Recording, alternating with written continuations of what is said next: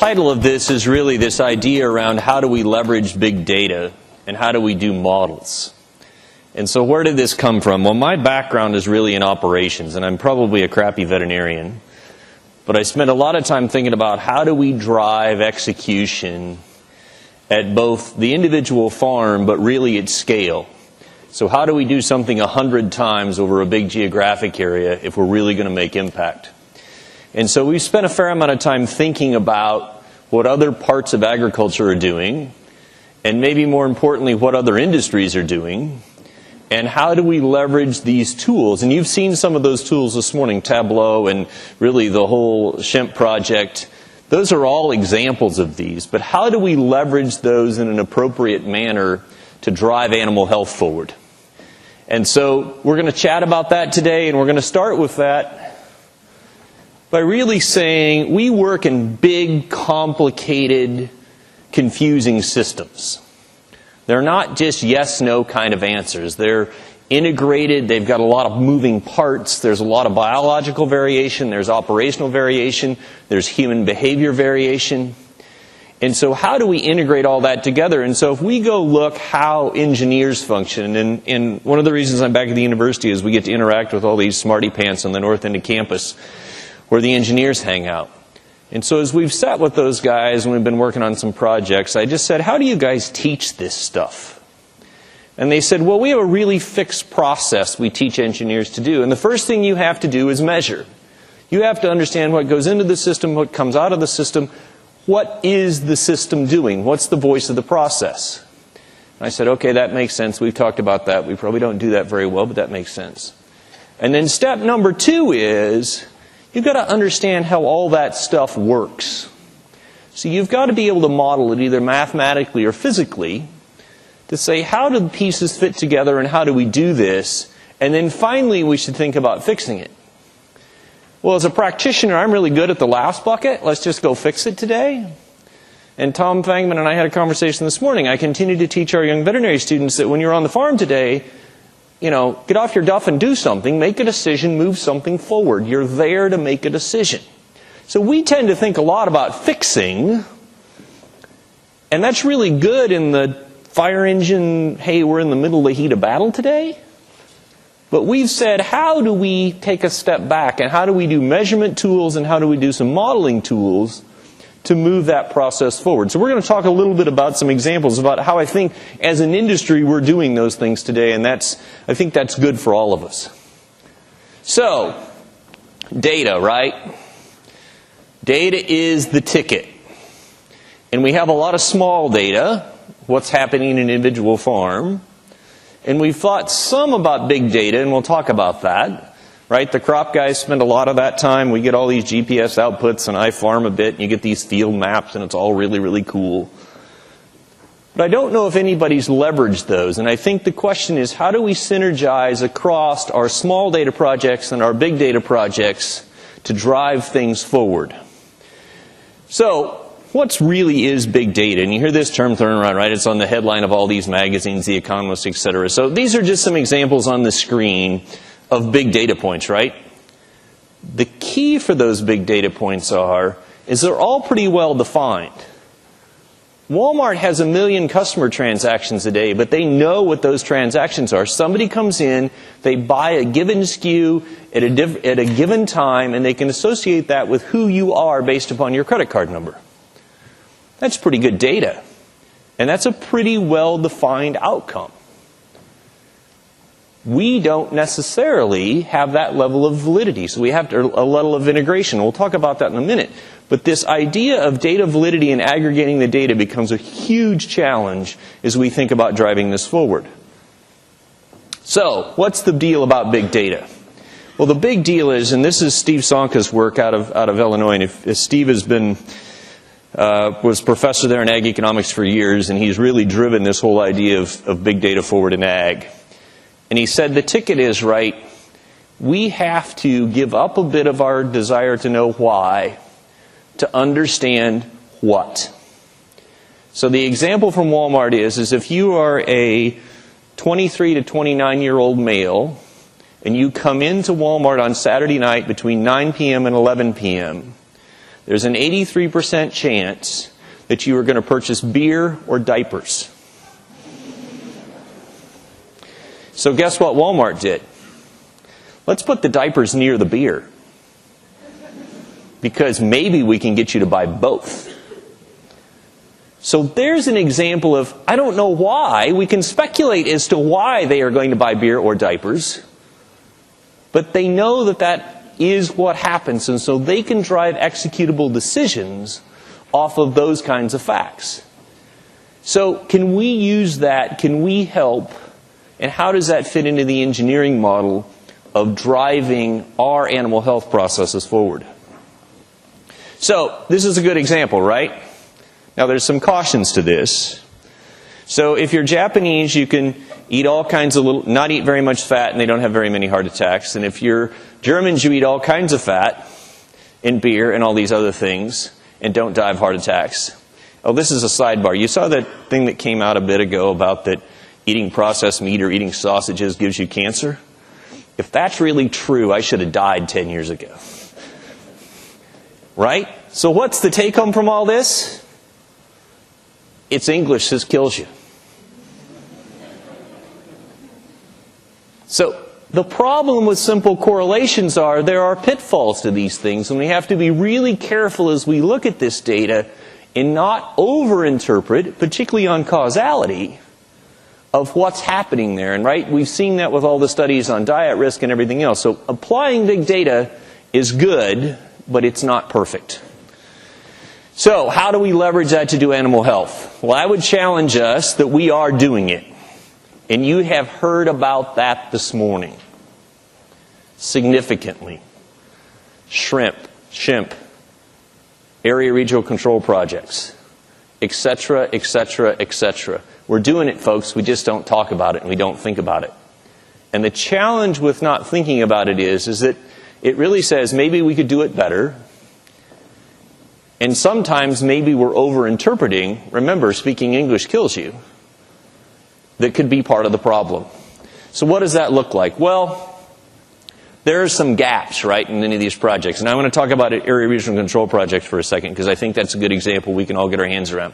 So those of you not familiar with this, there are numerous projects across the country where a group of producers locally have gotten together and said, we're going to share data, and we're going to share it very intensively. So the data that's going to shrimp, I'd say, was low intensity data. There's a lot of it, but it's low intensity. The data that's being shared in area regional control projects is not as much data, but it's very high intensity, and it's very relationship based. That it allows for executable actions on a short-term basis. So if I have two producers talking to each other, they say, you know what, I'm just not going to put my positive pigs next to your sow farm. Okay, that makes sense. Hey, let's think about vaccination in a region to drive down viral load and try to protect these sow farms. The challenge to that project is that although it's very intense, it doesn't have enough scope to necessarily help them answer all of their questions. It becomes intense, short-term execution focused, not long-term strategic focused, or even long-term tactical focus of how do we make the system better. So would bigger data help solve that problem? So there's a lot of challenges with bigger data. And there are 4 buckets, right, when we think about aggregating bigger data. One, we have to get collaborations together. And we have to have people talking to each other. And there's lots of examples, and that's really changed in this industry over the last few years. Number 2, we have to aggregate that data. And this is where the sticky wicket is. Because if we think about data aggregation, Walmart's got it pretty easy. I got a SKU, I got a customer, I might have to try to aggregate some credit card data into that flow, but they're digits and numbers and it's pretty hard straight. If we look at that times and stability data, the biggest problem with the stability conversation is, and where this is where we have to be careful that we're not just speaking English and dying from that, is that we all didn't define what stability means together. So is the difference between the short herd and the long herd how we defined it, or is it truly a biological difference? Big data can't answer that question for us, and that's where aggregation challenges are significant. And it doesn't mean we don't do it, and it doesn't mean there's not value, but we have to think through that and how we make that happen. So once we get it aggregated, we can do a bunch of analysis. That's really quite easy today. We have all these tools. You've seen examples of that this morning. I'm going to show you some other pictures here in a minute. There's a bevy of these high-end web-based and desktop-based tools today to drive things forward. And then finally, we have to take that last step and synthesize that data into decisions and actionable items. Because if we don't drive decisions forward with that, there's no point in making that. So synthesis is the last piece of that conversation. So, have we tried to do that? Yeah, so we've tried to, and this is a bit of a misnomer now. Illinois Port came to us and said, hey, how can we make this better? So we aggregated across the state of Illinois a bunch of area regional control projects and vet clinics and producers funded by pork producers to say, hey, and this is on a shoestring budget, how do we aggregate this together?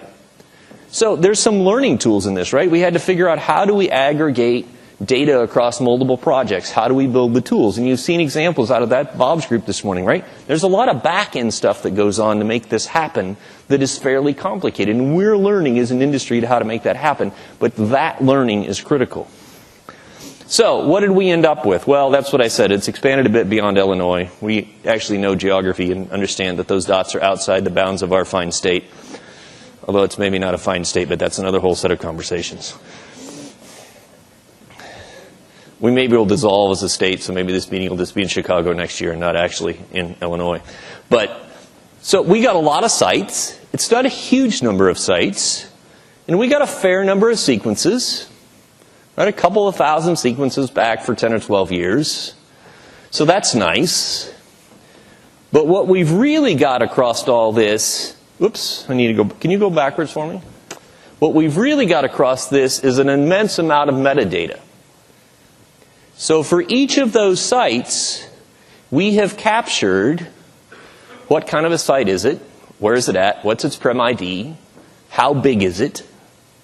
That's the different triangles, those are the different types or different shapes. And then maybe more importantly, and where the real work began was, we have mapped up every one of those sequences to make sure we have the site and the premise ID and the date identified properly. And I will tell you that that's not as easy as you think. Because veterinarians, I'll put my hand up, we're not very good at managing data. So we have a whole lot of sequences with a whole lot of funky names on them in our databases. And going back and matching that and making sure it's right, was that really the right lab submission from the right, did that really come from that farm? Because we have a lot of lay people that submit diagnostics for us. They struggle to put the right piece of paper in the box sometimes. Roger can discuss that. We've had numerous conversations. Hey, whoa, where do these samples come from? I know they came from you, but I don't have any idea what site because there's no paperwork. That's the kind of stuff that happens in reality. So to make these data streams valuable, you have to have this aggregation piece. And that's what this data has all been vetted. So all 2,100 of those isolates have got really good data around them. We feel good about that. So what's that let us do? So we've done what everybody's done, and I feel obligated to have a dendrogram up here. But we rooted this rooted it to VR332, threw out all the vaccine-like isolates because there's a huge pile of those.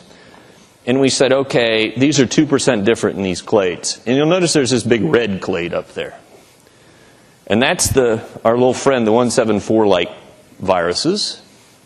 And that's not shocking that emerged. And you can see over time, right, we can aggregate, oh boy, here it comes. And where did it move geographically? Well, you can see the outbreak expand.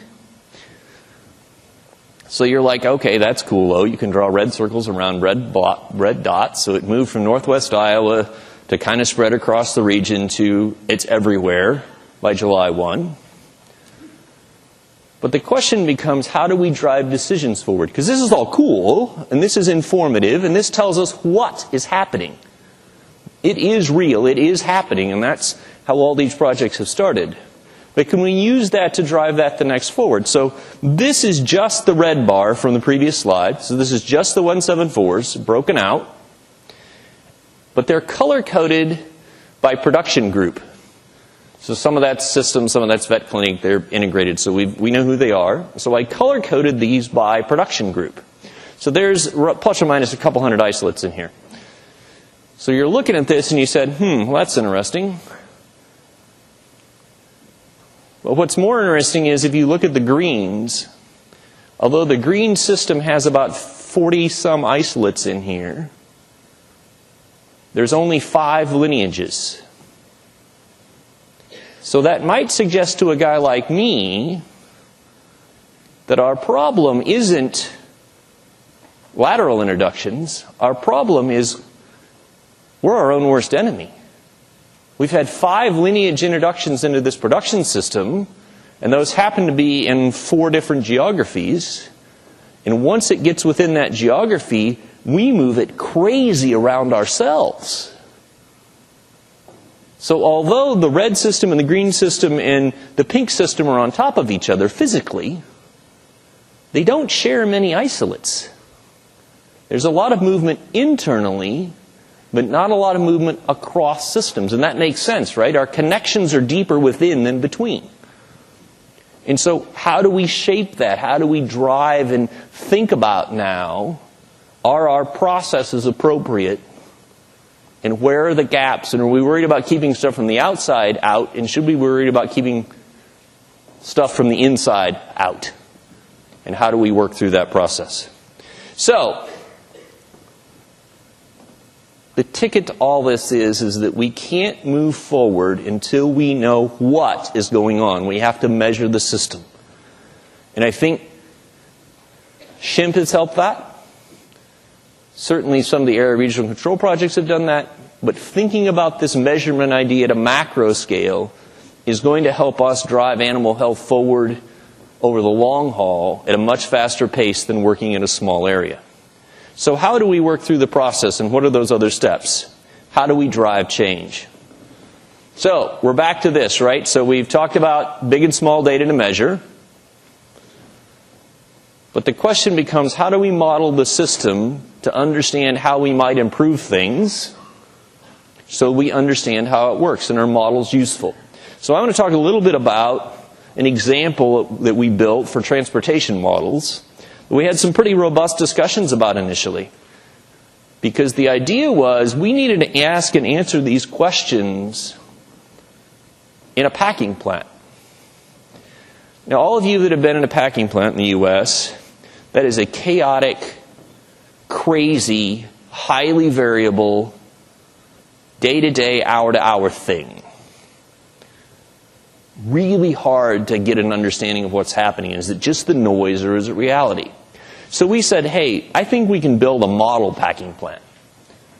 I think we can do that and move the ball forward. So how did we do that? So let's give you some background.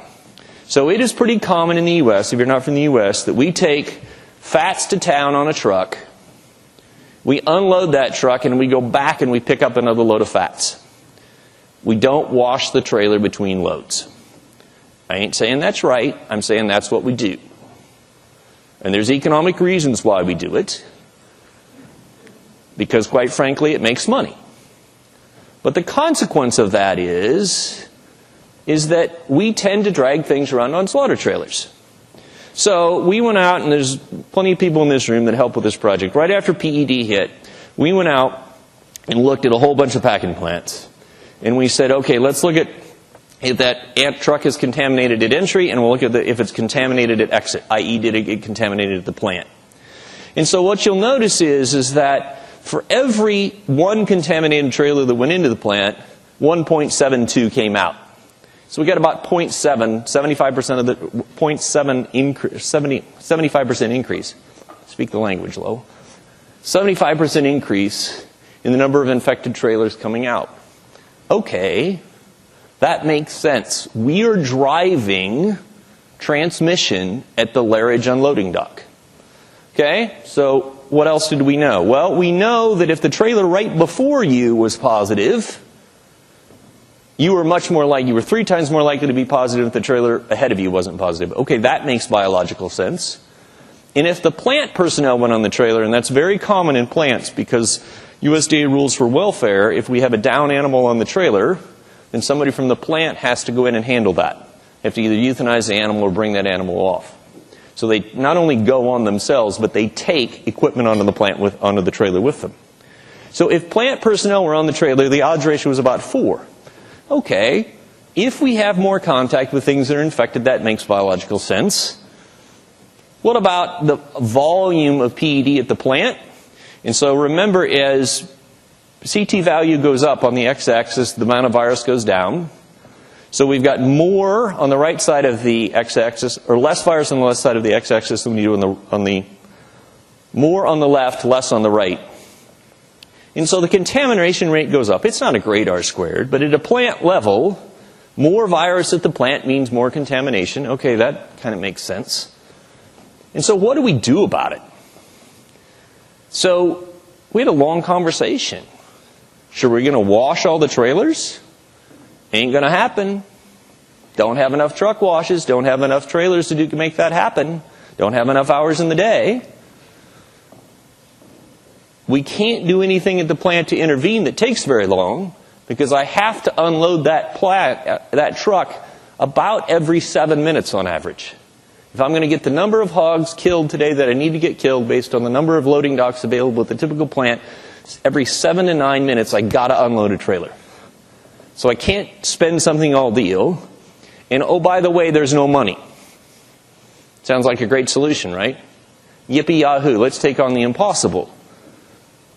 Well, we said maybe we can do something. So how do we investigate some practical things, and how do we build a model to do that?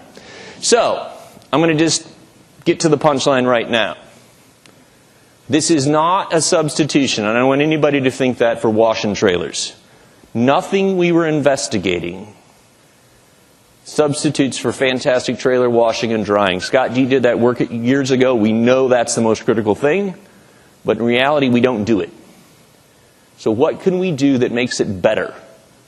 To quote one of my production buddies, how do we make it suck less? Right? It's not perfect. We just got to be a little better. So the punchline is more poop batters. The more manure contamination we have, and we know that from before, and we documented that in this next little project, the more contamination, the worse it is. So what do? So we build a model dock and we build a model trailer. The model dock was a really fine Rubbermaid tub. And we like the Rubbermaid tub because we can make trailer soup. If you've washed enough trailers, you know what trailer soup looks like after a truck's been on the road for a week and hauled fats all week. It's a little nasty in the back of the trailer. So we replicated that with sterile manure and wood shavings and water. We put that in a plastic tub, and that plastic tub was used because we could heat it, we could cool it, we could put light on it. We could do all kinds of things. We could manipulate that dock in a way.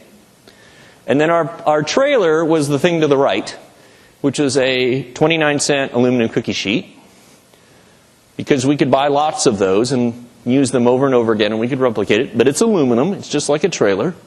And then we simulated contact, which we knew from our previous work was important, by stepping from the model dock, which is the bucket, onto the model trailer, and then sampling that. So we just used PCR sampling. We sampled at both ends. And you could argue that, well, you didn't do bioassays, and folks, we ain't building rocket ships. We're running a hog farm, the slaughter plant. If there's virus there, it's probably infectious. Our fear was not false positives, i.e. PCR positives that weren't infectious. Our fear is false negatives. And so, right? But again, we're not going for nothing. So that's why we use this model. So that was our model. So what did we find? So if we heat the trailer, our model trailer. So we took the trailer and we heated it. Not hot, but we just said, it's summer. It's 28 centigrade outside. Does it make any difference how warm that trailer is? Does summer or winter matter after that trailer leaves the plant? Absolutely not. No difference in the rate of detection. So what if we heat the dock? Okay, maybe we could come up with a way to heat the dock. Nope, no difference. We knew cold was bad, so we didn't even do that. We said, let's look at kind of fall, spring weather, and then let's look at summer. Nope, 35C doesn't alter it at all. Okay, so that doesn't work. What about if we put UV light on it? Nope, that doesn't work. And that makes sense, right? UV light's probably not going to penetrate significant amounts of manure. Now you might say, why didn't you use chemical disinfectants? Why didn't you use water? Why didn't you use other things? The rules at the plant are we can't put anything wet on there because in the winter it's going to freeze, and that's an animal welfare hazard and a human health hazard. And B, we can't have any chemicals in the plant because chemicals would be potential for food safety concerns. So we had to do this without using any kind of chemical disinfectant. So then we asked the question, well, what if we just scrape the bloody dock? What if we just get the gross contamination off the dock? Well, lo and behold, if you have obvious overt manure on the dock, you basically transmit PED 100% of the time. If you just scrape it off of there, it still looks dirty, but it's scraped off. We don't transmit it very much at all. It's not perfect, but that seems something practical we could do. And so that model was probably useful from that standpoint. So the question we had well, you had a plastic dock, Lowe, and the plants ain't plastic. They're concrete. Does that make a difference? And no, it doesn't. So that held up across surfaces. And so that's valuable as well. So we took a model and we said, let's employ 5 or 6 or 7 different interventions, and we could do that in a nice randomized complete block design to sort out interactions and potential values and all these things you can never do in a packing plant. And we did that in a relatively short period of time to drive something that could be practical and we could implement tomorrow at a packing plant if we wanted to. So, where does that leave us? Well, one, maybe scraping docks at a packing plant would be valuable to prevent PED, but it probably is going to work for other diseases. We've got a paper that'll be published here, the same project looking at PRRS. And the response to PRRS is identically the same. So we now have 2 diseases, so what about foot and mouth? What about Seneca Valley? What about these other diseases, the new emerging diseases we're worried about? This maybe really simple process could do that. And there's opportunity. We've got data now that we can go model in the U.S. industry. Hey, this is what we're doing with trucks. This is how frequent the contact is. What value does that have? And that's kind of our next step as we move down the path. So, wrapping all this back up together, one, we work in integrated, complex, bloody systems. Thinking like an engineer, applying engineering approaches that work in many, many other industries probably has a tremendous amount of value. It will probably allow us to move forward faster than what we've been doing today. We absolutely have to know what is happening. That's how SHIMP started. We were sitting in a meeting, in a room, and we started having this debate and decided that the salespeople were telling us how frequently the breaks were occurring. And Paul Yeske and I looked across the table from each other and we said, well, we got all that data. Why don't we just put it in one spot? And Bob graciously agreed to do that. That was how simple that idea was. But it started to tell us what. And that has driven forward a whole lot of good decisions in this industry about applying other research. What things do we need to model? How do we need to make that happen? Big data's got value. Small data's got value. But if we don't understand how the process is, if we don't measure the process, we are going to fail. And I think there's tremendous value at us trying to model a lot or investigate a lot of solutions at a small scale, i.e. models, to understand how robust are those solutions likely to be.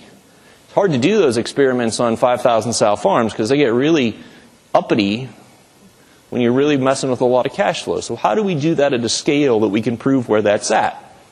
Now we have to be careful because models are imperfect. And we have to remember that models are really valuable for understanding how solutions work. But they're significantly less valuable telling us how the system works. Because all models have inherent bias, and so if we put too many biases in there, we start drawing conclusions and we can move down a path that's absolutely crazy. So modeling, experimentally or anything else, they're useful, but they all have limitations, and we've got to be really careful of how broad and how big of conclusions are we going to draw, and we still got to use our intuition and our synthesis to really drive that forward.